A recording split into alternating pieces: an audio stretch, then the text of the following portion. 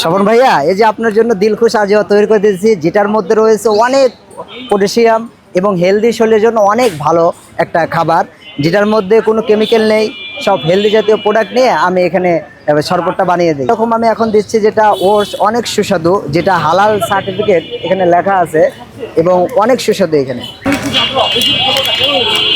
তারপরে এইটা এখন যেই ফলটা ইউজ করব সেটা হলো ভাইয়া যেমন তেমন ফল না, এটা জান্নাতে ফল।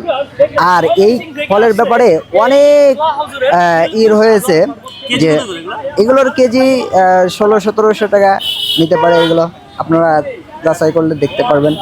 মানে কাজু বাদাম এখন এখানে দেওয়া হচ্ছে, যেটা প্রিমিয়াম কোয়ালিটির। পরে পামকিন সিড, যে কর্নফ্লেক্স, যেটা দুধ দিয়ে খেলে অনেক মজা, গোল্ডেন, যেটা ভালো কর্নফ্লেক্স, ওইটা আমি ইউজ করে থাকি।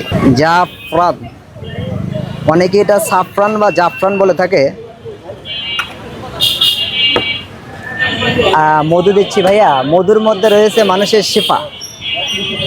দুইটা জিনিসের মধ্যে রয়েছে মানুষের শিফা, একটা হলো কোরআন, এটা মানুষের শিফা, আর একটা হলো খালে সানি অর্থাৎ মধু, মধুর মধ্যে রয়েছে মানুষের শিফা। আমার দিলখুশ আজিয়া শরবতটা রেডি হয়ে গেছে। প্রাইস শুধুমাত্র 100 টাকা, অর্থাৎ 100 টাকা দিয়ে কেউ এটা খেয়ে বলবে না যে আমার 100 টাকা এখানে লস হয়েছে, বরঞ্চ বলবে যে না, আমার শরীরের জন্য অনেক ভালো হয়েছে এবং ভালো জিনিস একটা খেয়েছে।